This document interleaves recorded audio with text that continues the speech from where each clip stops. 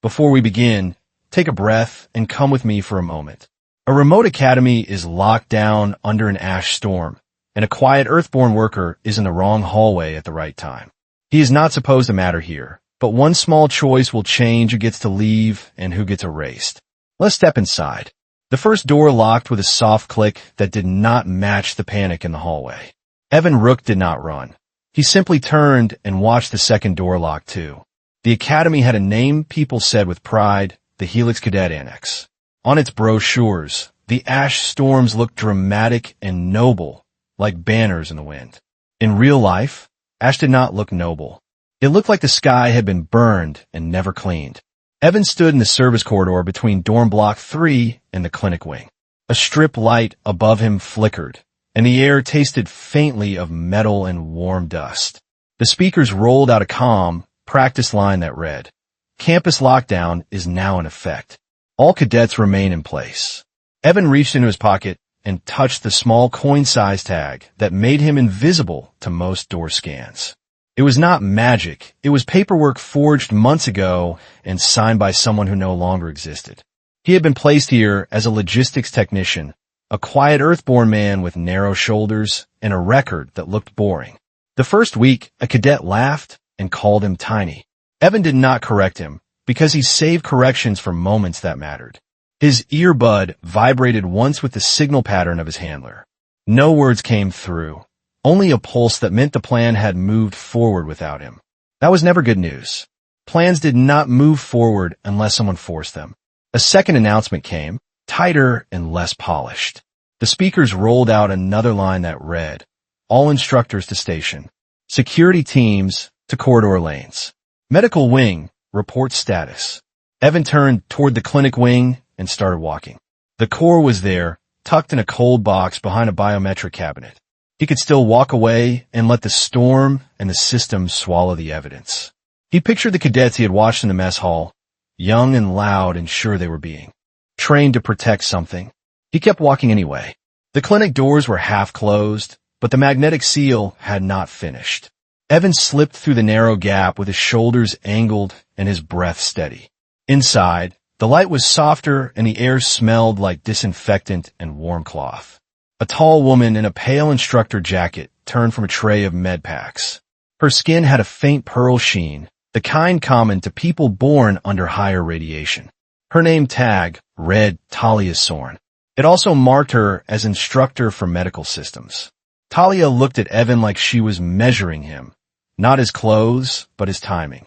Her eyes flicked once to the ceiling camera, then back to his face. "Logistics is not supposed to be here," she said. Evan kept his voice low and plain. He chose the kind of truth that did not leave fingerprints. "Lockdown shifted routes," he said. Talia stepped closer without losing her calm. Her voice lowered, and the firmness stayed. "Everyone is being routed to dorms. You should go," she said. Evan nodded like he agreed. He did not move. "I need one item from cold storage, then I will leave," he said. Talia did not ask what item. That silence meant she already knew there were items people would fight over. A thud hit the exterior wall, distant but heavy. The ash storm was pushing debris through the training yard. A young cadet stumbled in from the side hall with one hand on his neck and eyes wide. His breath came in short bursts, like he had sprinted from something worse than weather. "Instructor, the doors," he said. "They locked us in." Talia touched his shoulder, steadying him. Her hand was gentle, but her posture stayed ready. "We are safe here for now," she said. Evan watched the cadet's pupils. They were too wide, like someone had just woken from a deep pull. Talia noticed his glance. Her gaze sharpened, as if she hated that she had noticed it too. "What?" she asked. "Nothing," Evan said. He corrected himself, because it did matter. He kept the sentence short, so it landed. "He looks like he was in a pod," he added. Talia's jaw tightened. She answered too quickly. "We do not use pods," she said. Evan nodded, as if he believed her. Then he moved past her toward the cold storage door. Talia blocked him with one step. The movement was small, but it was a line. "You cannot go in there," she said. Evan lowered his gaze like a man tired of arguing. He made himself look harmless on purpose. "Then tell me where you keep the Annex Compliance Core," he said. The cadet inhaled sharply. Talia froze for half a second, and that was all Evan needed. He moved when her mind moved. His palm brushed the door panel, and the forge tag did what it was built to do. The cold storage door released with a soft breath. Evan stepped inside, and the temperature dropped enough to bite. Shelves lined the walls. Most held ordinary things, blood substitutes, tissue seal packs, and anti-radiation injectors labeled in dull print. In the back, a small gray box sat behind a secondary lock. Evan knelt and placed his fingers on the lock seam.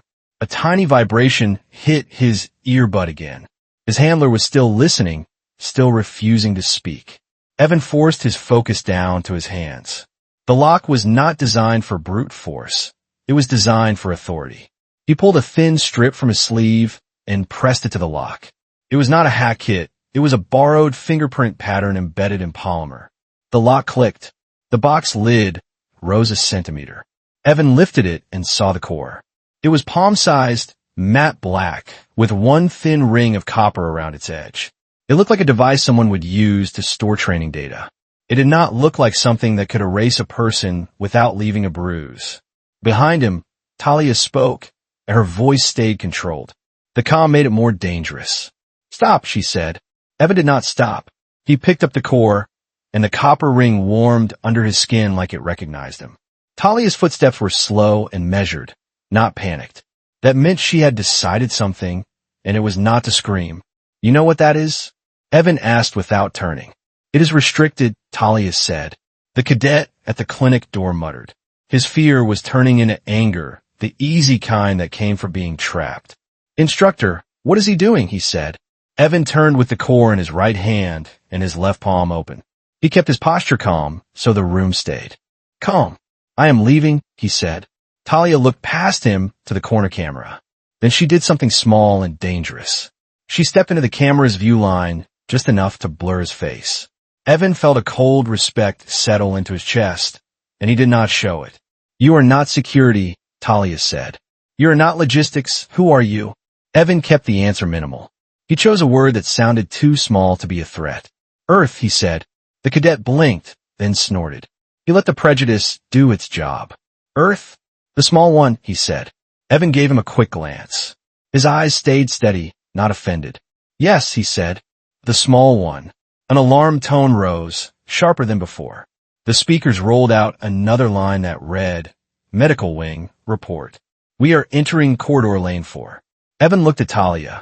He made her decision, because she was already in it. "Which way to the underlevel tunnels?" he asked. Talia's eyes widened, then narrowed. She did not like that he knew those words. "Those are sealed," she said. Evan held up the core. He did not wave it. He simply let it exist between them. "This is why they will not let you leave," he said. Talia did not move for a full second. Then she turned to the cadet, and her voice sharpened with authority. "Jace, go to the back storage room," she said. "Stay quiet. Do not open the door for anyone." Jace hesitated. Pride fought fear on his face. "I'm not a child," he said. "Go," Talia said. Jace went. Talia looked back at Evan, and her eyes made the decision before her mouth did. "Follow me," she said. They moved through the clinic like ghosts. Not because they were invisible, but because they were calm.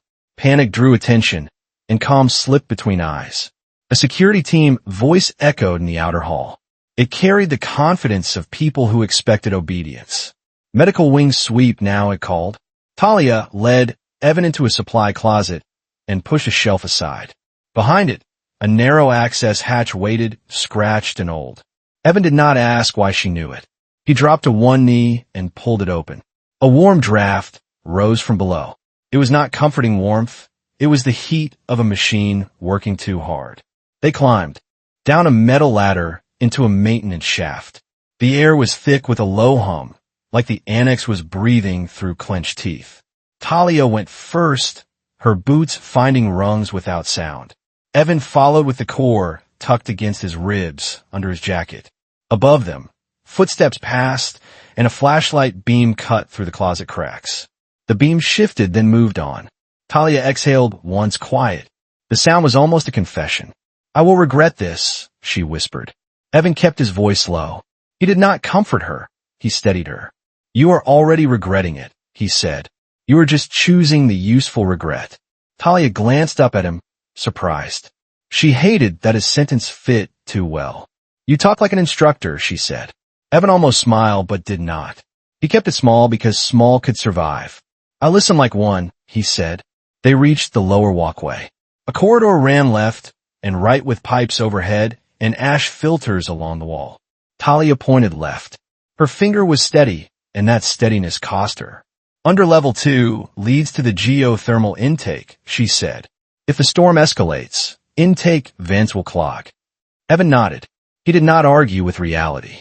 Then we do not wait, he said. As they started moving, the core warmed again, pulsing through the copper ring. Evan felt it like a heartbeat that was not his. Talia noticed his slight flinch. She did not pretend she did not see it.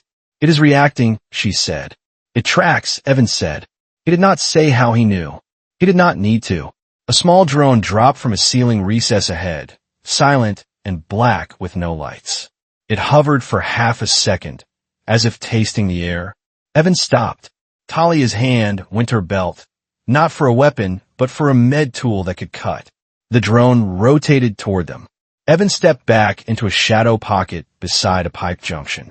He lifted his left hand and flicked a small pellet down the corridor. It hit the floor and released a puff of warm vapor, a false thermal signature. The drone tilted toward the vapor, then drifted after it. Talia stared at Evan like she had just learned his real job. What was that? She asked. A hot lie, Evan said. Talia swallowed. Her throat moved like she was tasting fear. You came prepared, she said. Evan did not answer. Prepared was just another word for scared in advance. A distant clang echoed through the underlevel. Above them, a heavy door sealed, and the annex was closing like a fist. They reached the geothermal intake chamber, a wide space where heat rose in waves. A metal catwalk crossed above a deep channel that glowed faint orange below. Talia slowed and scanned. She tried to make the world match her expectations. This route is not used, she said. It should be empty. Evan listened to the hum. Then he heard something else, soft and wet. A cadet crouched near the far wall with his back against a pipe bank. He breathed fast with shaking hands, and his face was streaked with ash. Talia moved toward him. She became an instructor again, because that was her armor. Stay still, she said. What happened? The cadet looked up, and Evan saw the same pupil dilation as before. The boy's voice cracked like thin ice. They put me in, he said. Then they said I failed. Then they said try again. Talia's face went pale under her pearl sheen. Her mouth formed a denial, and it did not come out. That is not supposed to happen, she whispered. Evan scanned the chamber again. A small lens sat in the corner, almost hidden in a vent grill. He pointed. He did not waste extra words. Camera, he said. Talia followed his finger and her shoulders tightened. Her voice lost warmth and kept its control. They are watching the underlevel, she said. Evan moved to the cadet and crouched. He kept himself at eye level, not above. What is your name? He asked.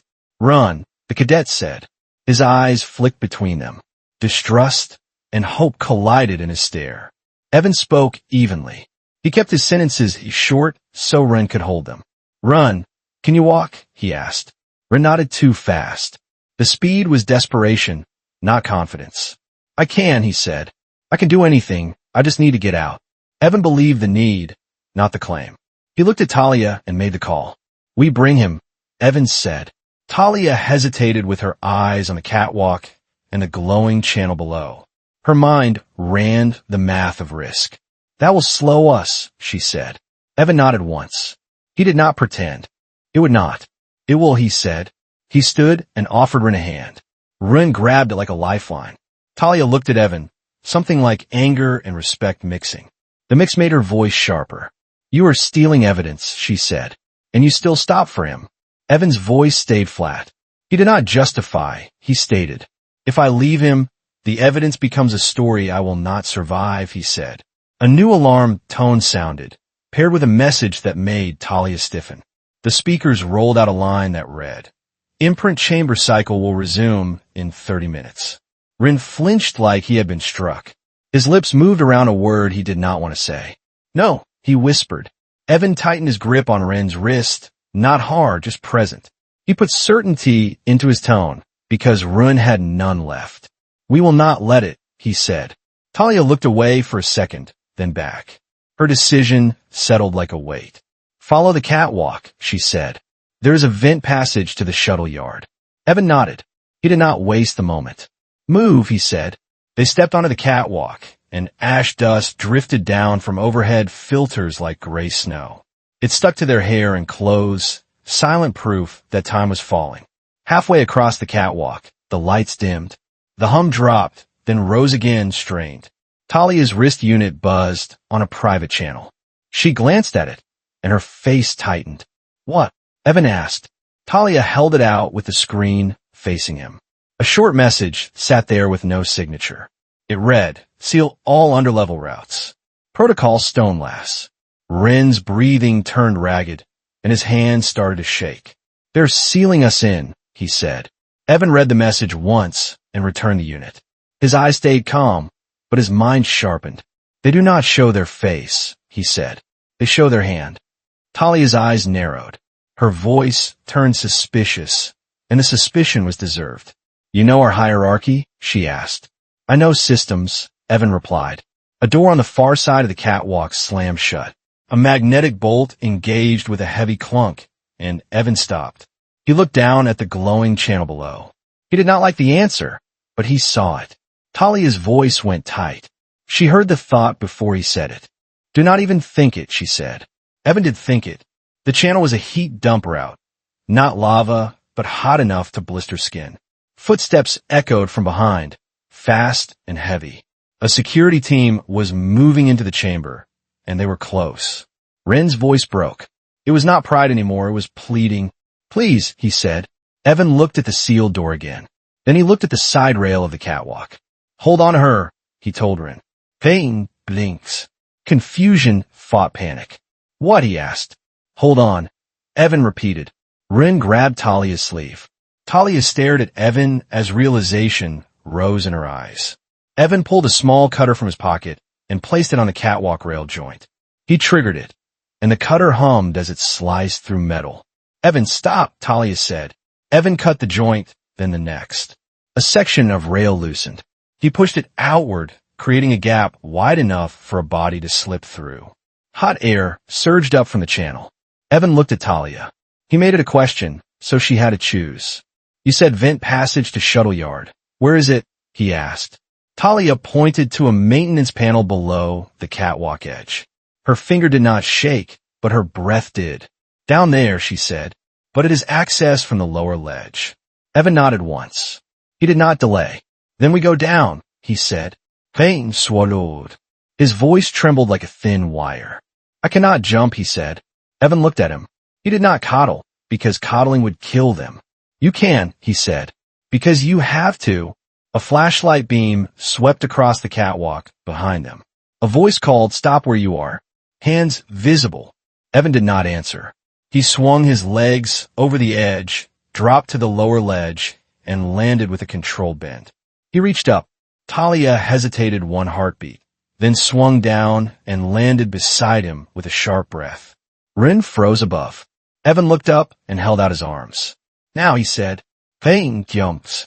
Evan caught him, and the impact hit hard enough to sting his shoulders. "See?" Evan whispered through clenched breath. "Earth is small, but we catch." Ren almost laughed, then swallowed it. The fear was still too fresh. Above them, the security team reached the gap and shone lights down. The heat haze distorted everything. Evan turned and ran along the ledge with Ren and Talia close behind. Hot air roared, and ash made their eyes sting. The annex was not trying to end them. It was simply refusing to care if they lived. They reached the maintenance panel Talia had pointed to. It was half hidden behind a pipe cluster, and the metal felt warm under Evan's fingertips. Talia keyed a code. The panel did not open. Her brows drew together. She tried again, and her face tightened. "It should," she said. Evan watched her hands. She was steady, but her pulse beat visibly at her throat. "It was changed," Talia whispered. "They changed my access." Evan looked up at the pipe cluster. A small sensor node sat there with its lens dark. They are watching, Evan said. Ren's breath hitched. His fear found a shape again. They will take me back, he said. Evan's voice stayed even. He did not promise forever. He promised now. They will try, he said.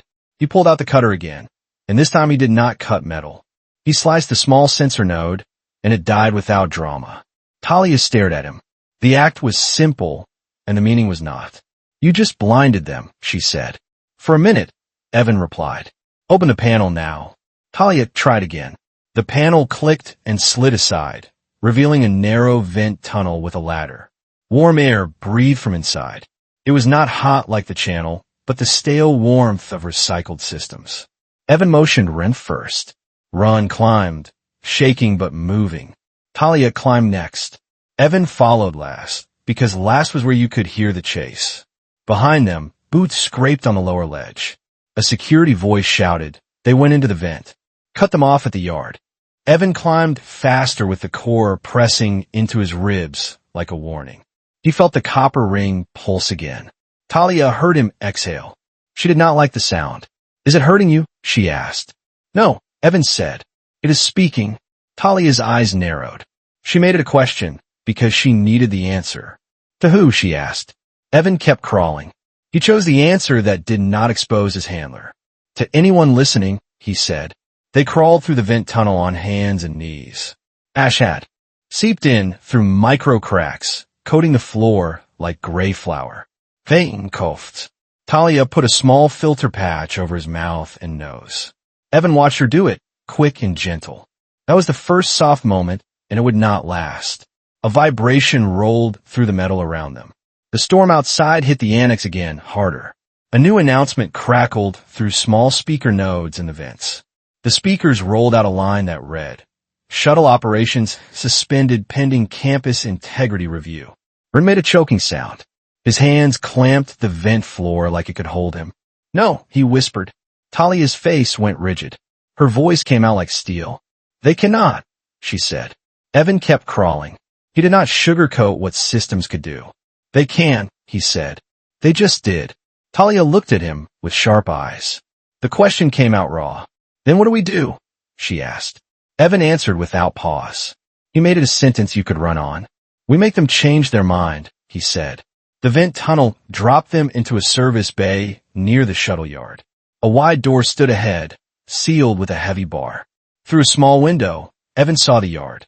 Shuttles sat in their cradles, gray and sleek, their engines covered by storm shields. Ash blew in sheets across the ground. The sky beyond was a dull, bruised orange, and lightning flashed inside the cloud. A security squad moved near the yard's far fence with helmets down and rifles held, but not raised. They were not there for a fight. They were there for control. Talia stepped beside Evan and peered through the window. Her breath fogged the glass for a second, then vanished. They have sealed it, she said. Ren's voice trembled. His hope collapsed too fast. There is no way out, he said.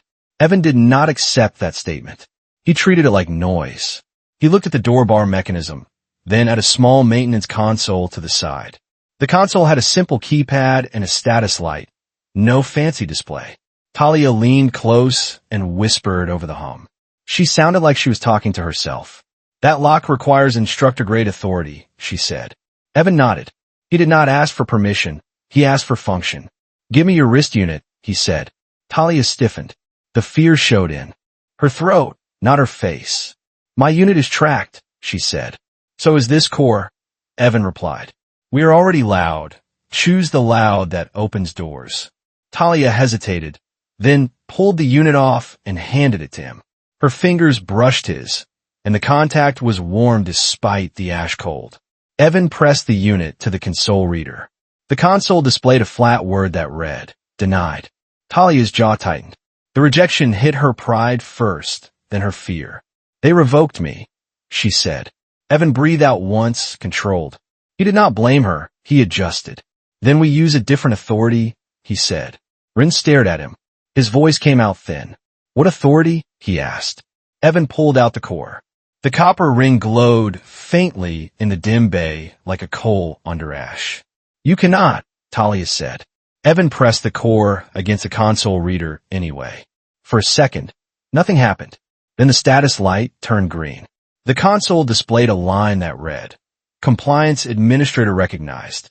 Door release approved." Talia went still. Her voice dropped to a whisper, like she feared the walls could hear. "Administrator," she said. "There is no administrator at Helix Annex." Evan felt the core pulse again, and now it felt like a hand on his spine. He did not flinch, because flinching would teach the room he was afraid. "Apparently there is one now," he said. The door bar mechanism released with a heavy thunk.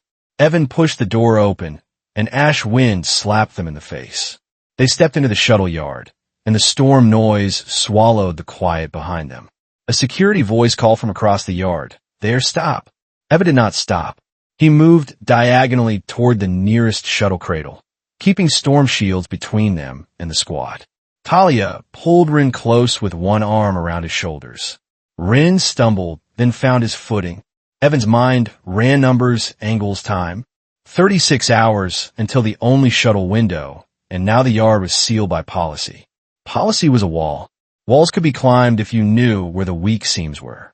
A new sound cut through the storm, deeper than thunder. A descending engine. Talia looked up with wide eyes. The sound pulled a name out of her like a reflex. "No," she breathed. A drop craft punched through the ash cloud and hovered over the far side of the yard. Its lights were muted, and its movements were precise. It was not Academy security. It was a retrieval team, and the second wave had arrived. The drop craft lowered with landing gear, touching down like a calm predator. A ramp opened, and 3 figures stepped out. They wore matte suits with smooth helmets and minimal markings. No Academy insignia, no local authority. Evan watched their posture. Not excited, not angry, efficient. One of them raised a small device and turned slowly to scan the yard. The device chirped once with soft confirmation. Evan felt the core pulse harder against his palm. It was not just speaking, it was calling. Talia whispered, her voice tight. She kept her eyes on the helmets. "Who are they?" she asked. Evan answered short. He did not decorate it. "People who do not negotiate," he said.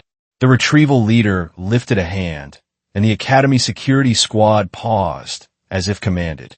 That was authority in action, not through words, but through obedience. The leader's helmet turned toward Evan's storm shield position. Then a calm, unfamiliar voice came through the yard speakers. "Compliance Administrator," it said. "Return the core. We will escort you to safety." Rin clung to Talia's jacket. His fingers dug into fabric like it was ground. "Do not," he whispered. Talia looked at Evan and searched his face for the line he would not cross. Evan kept his voice low, for her only. "They do not mean safety," he said. "They mean silence." Talia swallowed. The question that mattered finally came out. "What is in that core?" she asked. Evan did not lecture. He gave her the shape of truth. "It is a key," he said. "It turns people into tools." Talia's eyes flicked to run, and she saw his dilated pupils again. Her mouth tightened as if she wanted to bite through her own doubt. "Then we do not give it back," she said. Evan nodded once. That was the closest thing to agreement he offered. The retrieval leader walked forward, slow, hands open. The gesture looked peaceful, and that was the trap. Behind him, a second figure moved to the side toward a shuttle cradle control tower. That move was not peace, it was planning. Evan spotted a small drone rise from the drop craft, almost invisible against ash. It hovered above, then drifted toward them. Evan pulled Run and Talia behind the storm shield.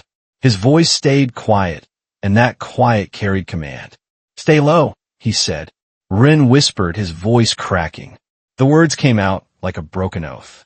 "I cannot go back," he said. Evan looked at him. He did not promise a dream. He promised an action. "You will not," he said. He reached into his pocket and found a second pellet. He flicked it out into the open, far to the left. The pellet released a warm vapor bloom. The drone hesitated, then drifted toward the false signal. The retrieval voice came again, still calm. Calm was how they marketed control. "We can see your fear. We can fix it," it said. Evan spoke under his breath, and it was the third joke he allowed because it kept Rin moving. "They always say that," he murmured. "Then they break the warranty." Talia exhaled a sharp, almost laugh, then caught herself. Her eyes hardened again as she focused. "Where do we go?" she asked. Evan pointed toward the far fence line where ash piled high against a maintenance gate. He kept it simple so it sounded possible. "Out," he said, then down to the river trench. Talia blinked. She did not like the word. "There is no river," she said. "Not water," Evan said. "Cooling runoff. It is warm and hidden." Talia nodded once. She did not like it, but she understood survival. They ran. Ash made the ground slick like fine sand over metal. Evan kept his steps short and controlled, pulling Ren along without dragging him. Talia stayed on Ren's other side with her free hand ready to catch him if he fell. Behind them, boots crunched. The retrieval team did not sprint. They did not need to. A drone buzzed overhead, low and patient. Evan felt its attention like a shadow. They reached the maintenance gate. It was half buried in ash, and its lock panel was iced over from filter exhaust. Evan wiped the panel with his sleeve, and nothing responded. The storm had jammed it. "It is sealed," Talia shouted over the wind. Evan looked at the hinge pins, then down at the ash pile. He did not have explosives, and he did not have time. He pressed the core to the hinge line. The copper ring warmed, then vibrated. "What are you doing?" Talia shouted. "Using their key against their door," Evan said. The hinge mechanism clicked, not unlocked, released. The gate sagged slightly. Evan put his shoulder into it. The gate opened enough for them to slip through. On the other side, the world dropped into a trench. Black rock walls rose around a wide channel, and steam lifted in thin sheets. Cooling runoff flowed in a shallow stream, warm and gray. It smelled like minerals and burnt stone. Peyton gagged. Talia held his jaw gently and guided him to breathe through the filter patch. They climbed down into the trench. The walls shielded them from the worst of the wind. For the first time in minutes, Evan could hear without the storm screaming. He heard footsteps above, closer now. The retrieval leader stood at the gate opening and looked down into the trench. His visor showed no expression, which made him feel endless. "Administrator," the leader called. "You are not authorized to leave the campus perimeter."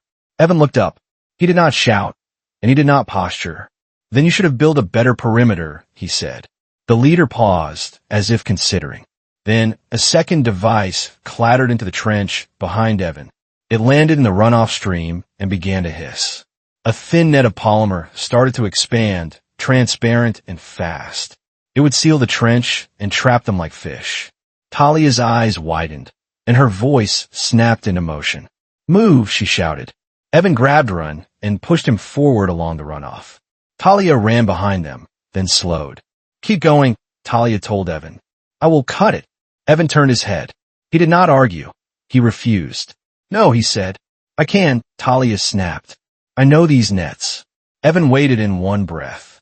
If she stayed, she would be trapped, and if she went, Ren might be trapped later. He made the decision that matched his promise. He handed the core to Talia. Talia stared at him. The handoff felt like a vow, not an object. "What?" she asked. "They're tracking the core, not me," Evan said. "You will lose your evidence," Talia said. "I will keep my people," Evan replied. He took Ren's arm and ran forward. Talia sprinted back toward the expanding net with the core in her hand. The net surged. Talia slid under it at the last second, rolled, and came up beside the device. She slammed the core against it. The device beeped once, then shut down as if obeying a higher command. The net froze mid-expansion, then sagged into the stream. Talia grabbed the core, turned, and ran. Evan watched her catch up with harsh breath and bright eyes. They did not speak, and they did not need to. Trust had just been paid for in risk. They reached a maintenance ladder that climbed up toward the perimeter ridge. Evan went first, scanning the top edge before pulling himself over.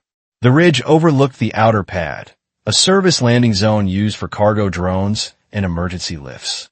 In the center, a single emergency pod sat under a tarp, half buried by ash.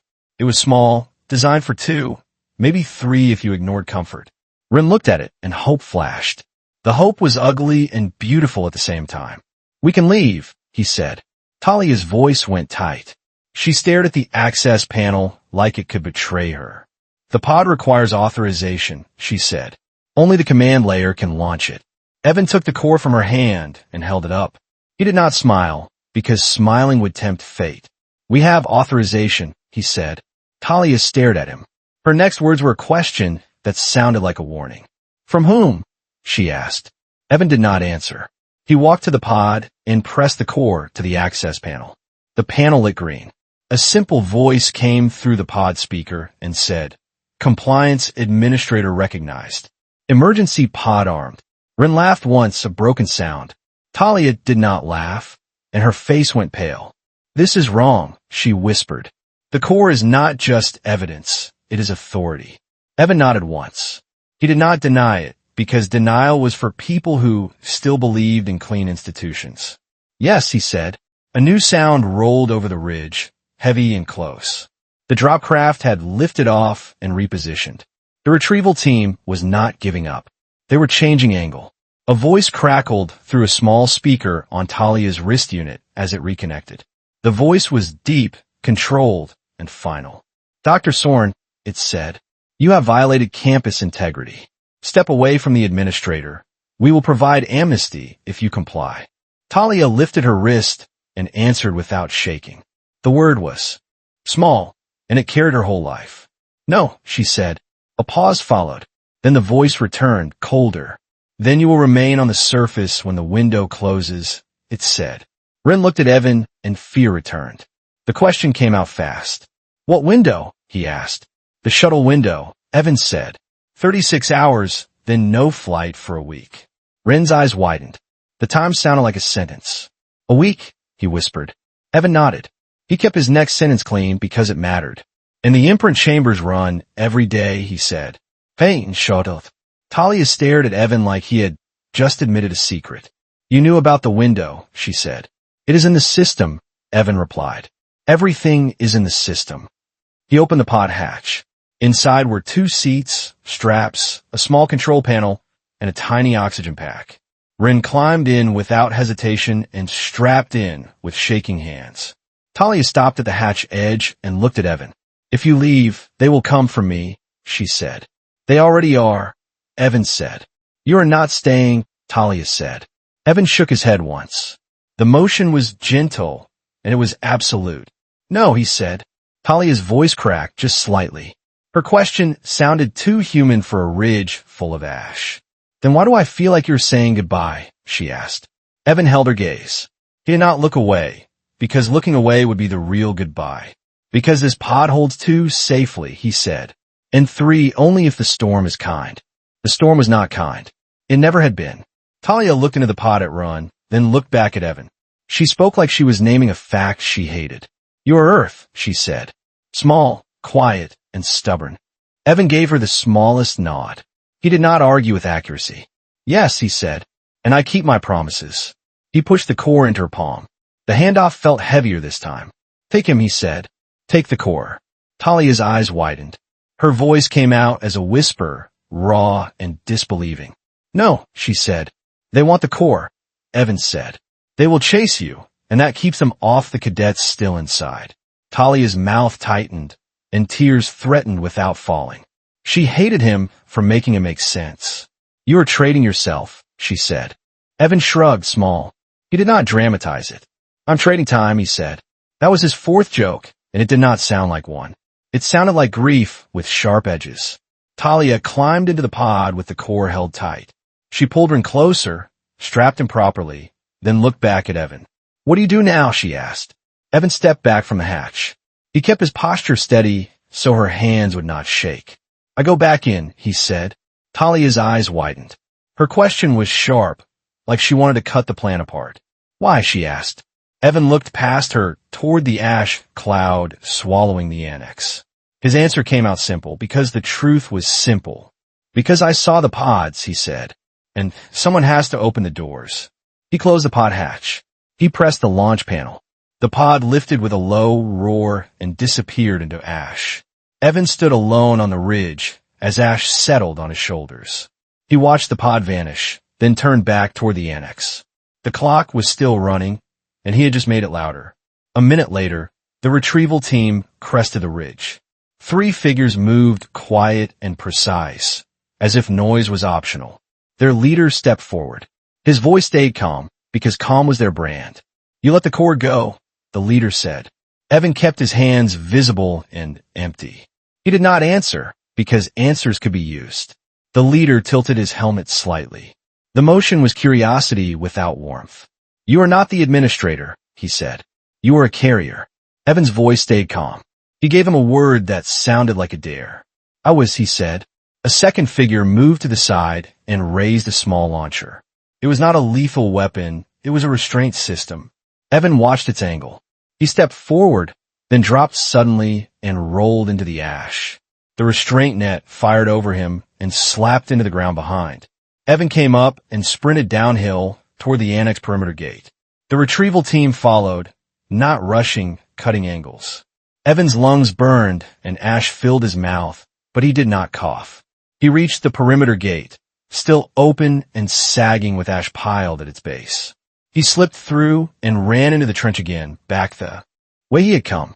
The runoff steam hid him for a moment. A drone buzzed overhead and hovered, uncertain now. Without the core, its signal was weaker. That was the point. Evan climbed a service ladder and entered an underlevel access hatch. Heat hit him again, familiar now. He moved fast through the pipe corridor toward the imprint chamber wing. He had never planned to go there himself, but plans were fragile and people were not. He reached a junction and heard voices ahead. Cadet voices, frightened and pleading, and an instructor voice smooth and calm. "Step into the chamber," the instructor said. "This is your second chance." Evan leaned against the wall and looked around. No cameras here, only one small lens in the corner. He pulled the same polymer fingerprint strip from his pocket. He pressed it to the lens and smeared it, and the lens hesitated under a false biometric overlay. It would not be blind.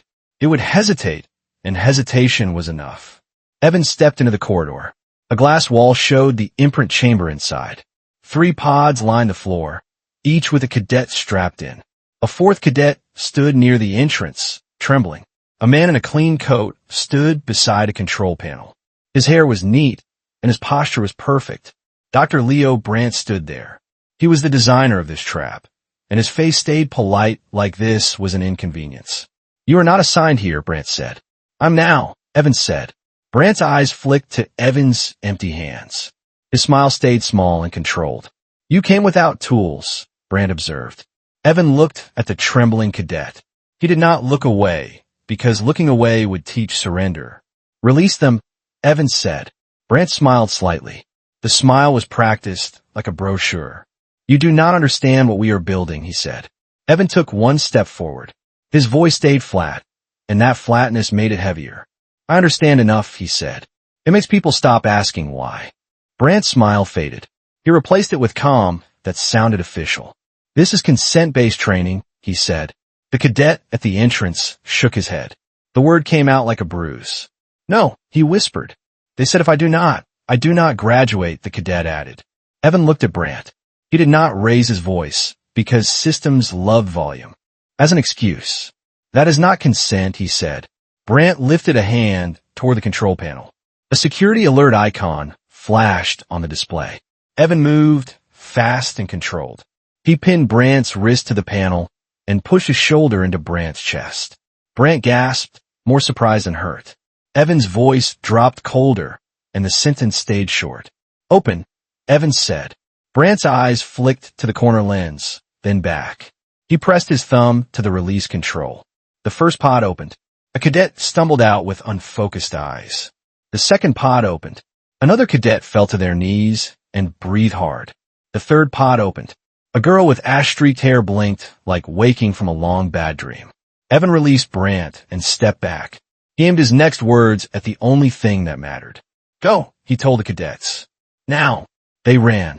Brandt straightened his coat, trembling with anger. "You have no authority," Brandt said. Evan looked at him. His eyes stayed level, like a mirror. "Neither do you," he said. "You just have access." Brandt's wrist unit buzzed.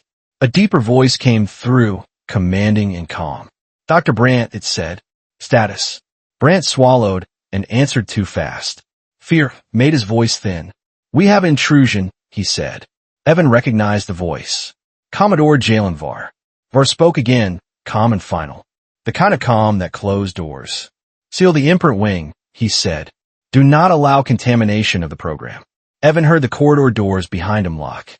He was sealed inside with Brant. Evan looked at Brant, then at the sealed doors. Brant's smile returned, thin and pleased. You see, Brant said, now you're trapped too. Evan's voice stayed flat. He did not deny the trap. He accepted the cost. I did not come to leave easily, he said. He turned toward the emergency ladder hatch above the imprint chamber. The hatch was small, intended for maintenance. Evan jumped, grabbed the rung, and pulled himself up. Brant shouted behind him, rage cracking the polish. Evan did not look back. He climbed into the hatch with ash and heat rising like a warning. Behind him, the imprint chamber lights shifted. A new cycle tried to start.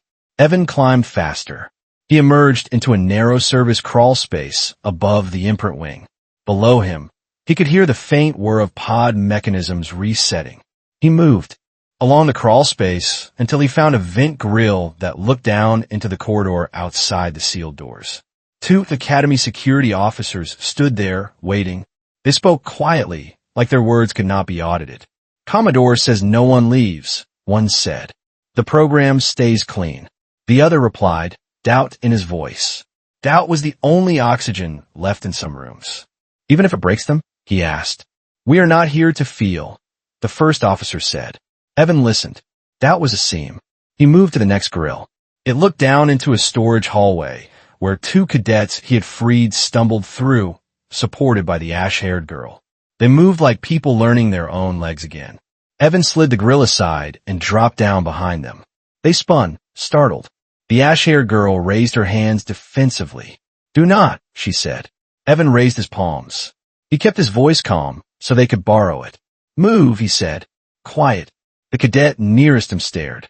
His question came out small, like a child asking for a name. Who are you, he asked. Someone who does not like cages, Evan said. The cadets started moving again. Evan guided them down the storage hallway toward an underlevel exit. They reached a junction. The corridor ahead was blocked by a security team. Evan stopped and scanned. A side door marked for waste filtration sat half open. He motioned. He did not need more words. Through there, he whispered. They slipped into the filtration room. It smelled like ash and chemical scrubbers, and one cadet gagged. Evan touched his shoulder, steady. He kept his instructions minimal, so they did not sound like a drill.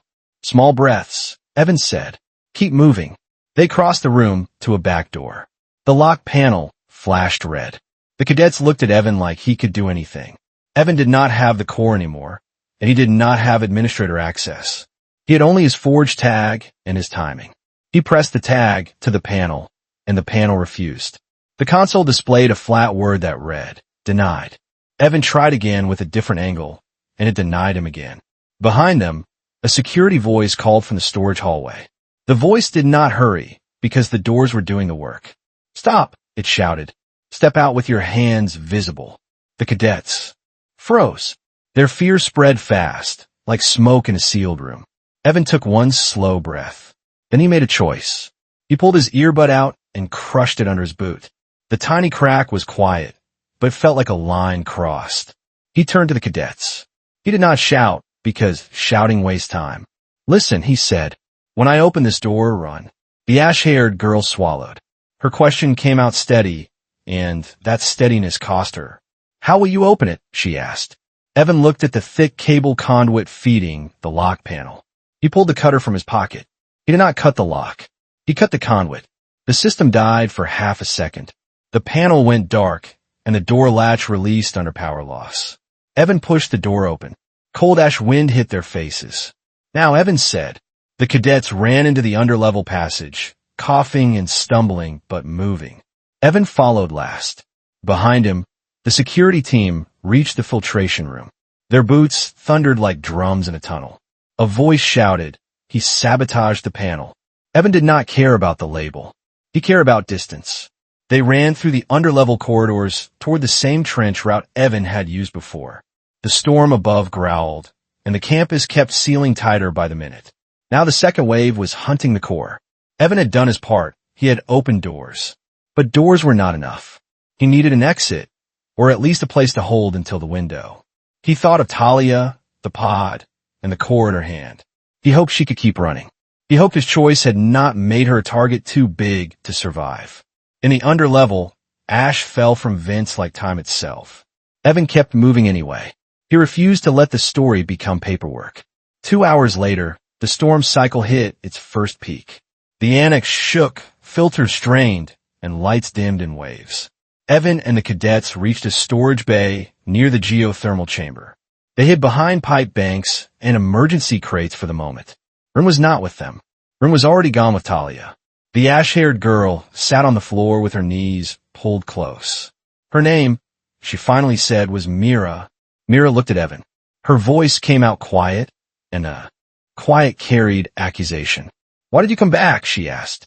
Evan leaned against the wall and listened to distant footsteps. He answered like it was obvious, because to him it was. "Because you were still inside," he said. A cadet beside her shook his head. His fear was learning words again. "They will imprint us again," he whispered. "They said it makes us stronger," the cadet added. Evan's voice stayed flat. He did not sugarcoat the function. "It makes you easier," he said. The cadet blinked. The question came out slow, like he was afraid of the answer. "Easier to what?" he asked. Evan kept it clean and not graphic. He kept it human. "Easier to command," he said. Mira swallowed.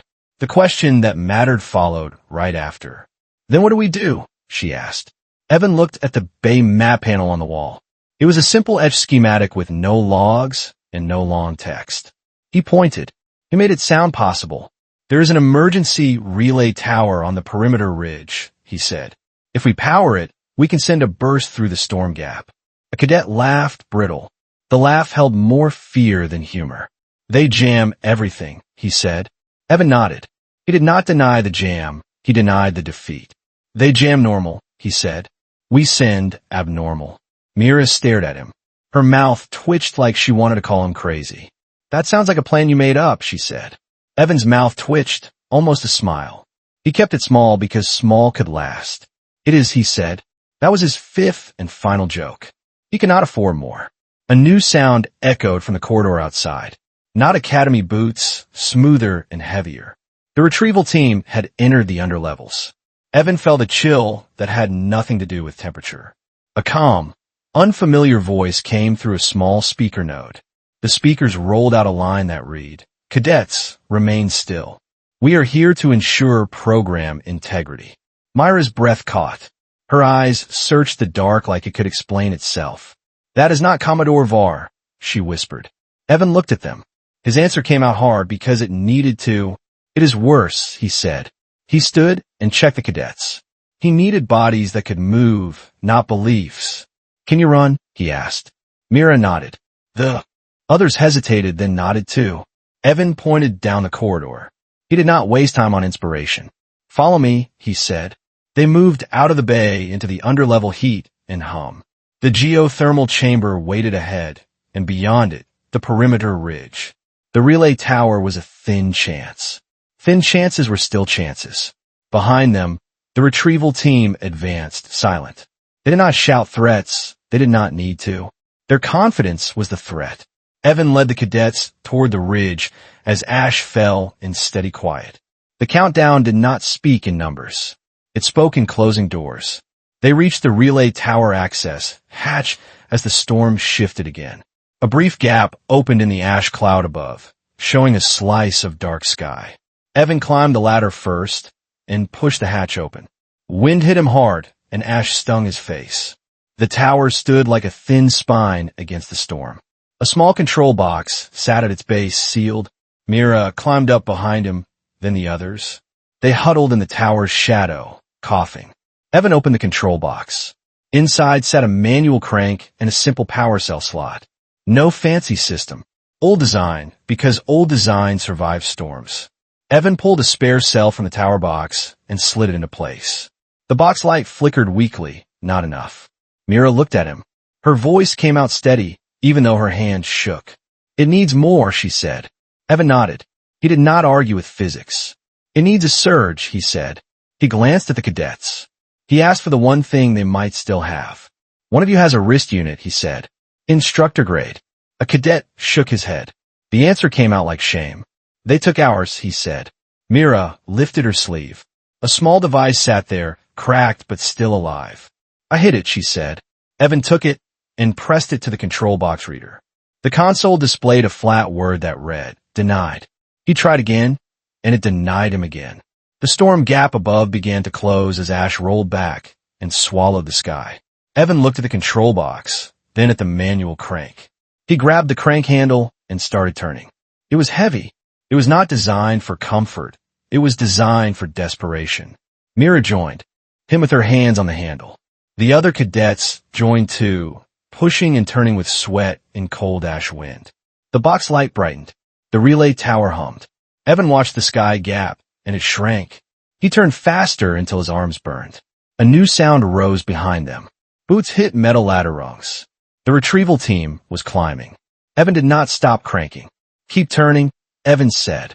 Myra's voice shook. The words came out like a warning and a prayer. They are here, she whispered. Keep turning, Evan repeated. The ladder clanged. A helmeted figure emerged onto the platform, smooth and steady. Step away, the figure said. Evan kept turning. The relay hum rose, then peaked.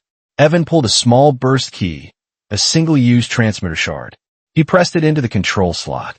The relay tower threw a tight beam into the last sliver of storm gap. It was not comfort, it was a flare.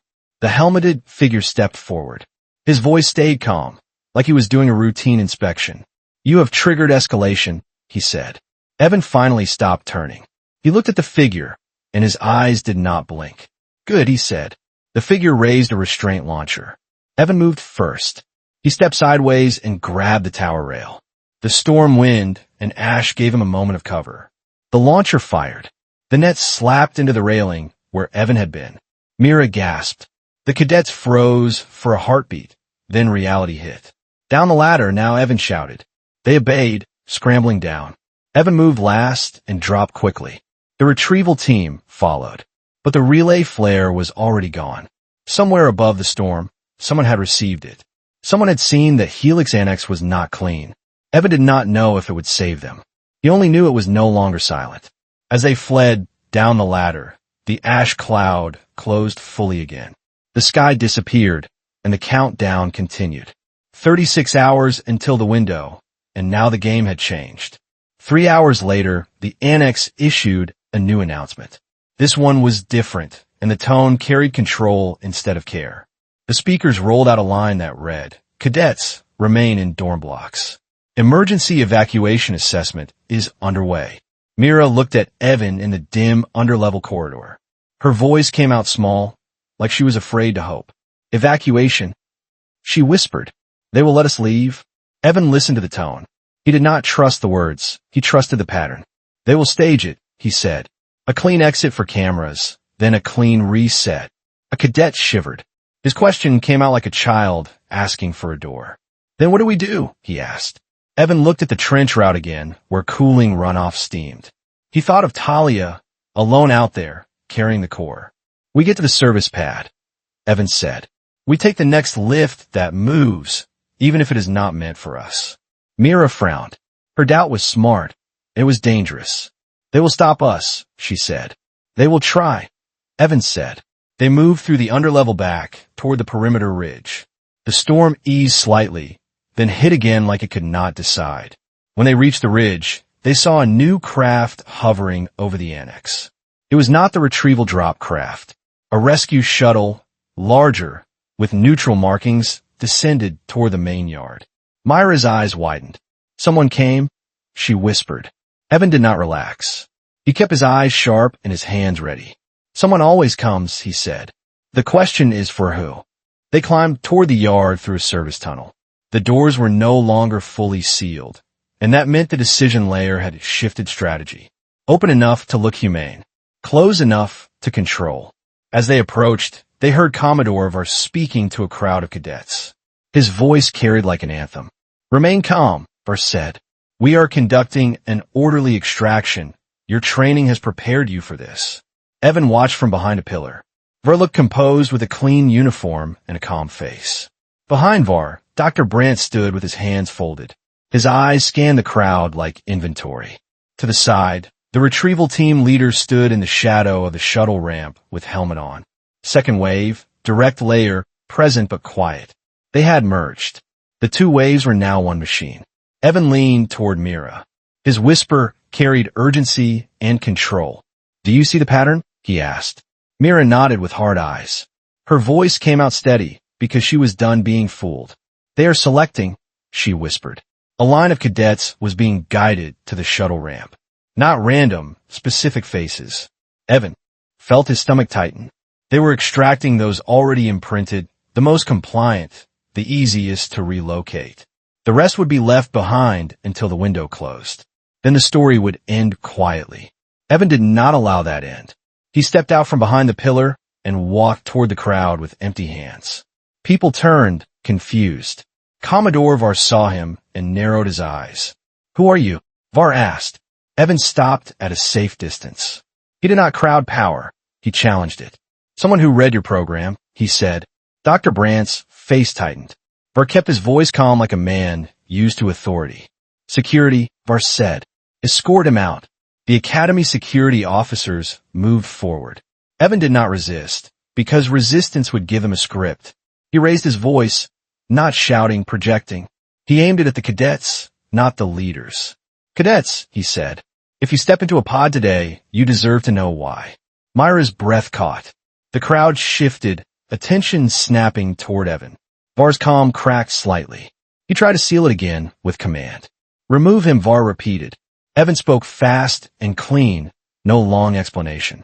He kept it sharp enough to stick. "They're training you to obey a tone key," he said. "They call it resilience, it is compliance." A murmur rippled. Fear and anger woke up. Dr. Brandt stepped forward with a smooth voice. Smooth was how he sold cages. "That is misinformation," he said. Evan looked at Brandt. He made it a simple test, because simple tests embarrass liars. "Then open the imprint wing doors," he said. "Show them what is inside." Brandt's smile held, but his eyes tightened. Var's face hardened as the crowd leaned in. The retrieval leader shifted, subtle. His hand lifted slightly, a signal. A drone rose behind the crowd and hovered. It carried restraint, missed, not lethal, controlling. Evan saw it. He made his final move. He pulled a small audio emitter from his pocket, cheap and plain. He pressed it once. A pure tone rang out, soft but sharp like a bell inside the skull. It was the tone key. The crowd froze for half a heartbeat. Some cadets blinked hard, fighting an invisible pull. Mira gasped. The question came out like a cut. "How do you have that?" she whispered. Evan did not answer. He watched who reacted. Those with deep. Imprint flinched towards stillness with glassy eyes. Those without stared, confused. Var's eyes widened. Brandt's face went pale. The retrieval leader stepped forward. His voice came out calm, but the calm was thinner now. "Stop," he said. Evan lowered the emitter. He spoke to the crowd, because the crowd was the only court that mattered. "Now you know," he said. "If a tone can make you pause, you're not free." The crowd erupted, not into violence, into movement. Cadets backed away from the shuttle ramp, and some shouted. Var raised his voice, sharp. The mask finally slipped. "Order," he barked. Evan stepped back into the chaos he had created. Chaos was not the goal, it was the cover. He grabbed Myra's wrist. His words were short and absolute. "Service pad," he said. They ran. They reached the service pad as the storm shifted again. The emergency pod was gone. A cargo lift platform sat on the pad, automated and designed to haul crates to orbit if the main yard failed. It was not comfortable, and it was not safe. It was a way out. Evan looked at the platform control panel. No core, no administrator access. "We cannot launch it," Mira said. Evan nodded. He did not deny the problem. He denied the conclusion. "Not through permission," he said. He opened the panel and saw the manual release line, a thick cable meant for emergencies. He looked at the cadets behind him. "Hold on," Evan said, low and centered. They crouched and gripped rails. Evan wrapped his hands around the release line and pulled. The line resisted, then snapped loose with a harsh jerk. The platform lights flickered. The platform speaker played a flat prompt and said, "Emergency cargo ascent initiated." "Confirm." Evan did not hesitate. He spoke like he was answering a door. "Confirm," he said. The platform vibrated. Then it lifted, slow at first, then faster. Ash wind slammed into them. Cadets screamed as they gripped rails. Evan held on with one hand and used the other to keep a cadet from sliding. His muscles burned, but he did not let go. Below, the annex shrank, lights blinking through ash. Above, the ash cloud thinned slightly and a dim sky appeared. A shape moved in that sky. The rescue shuttle turned toward the rising platform, not to save them, to intercept. A voice came through the platform. Speaker, overridden now by a colder channel. It was the decision layer of the second wave. Unauthorized ascent will be terminated, the voice said. Return to surface. Mira looked at Evan with wide eyes. The question came out like a gasp. They will drop us? She asked. Evan's voice stayed calm. He did not promise safety. He promised refusal. Then we do not return, he said. He reached into his pocket and found the burst key shard he had used earlier. It was dead now. He had one thing left, the tone emitter. Evan raised the emitter and pressed it again, holding it near the platform control panel.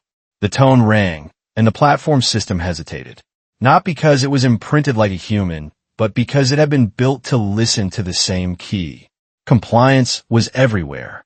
That was the horror, and it was also the weakness. The rescue shuttle above paused mid, turned like it had received a conflict command. Its navigation lights blinked. Mira stared as realization hit. Her voice came out sharp. The key controls machines too? She asked.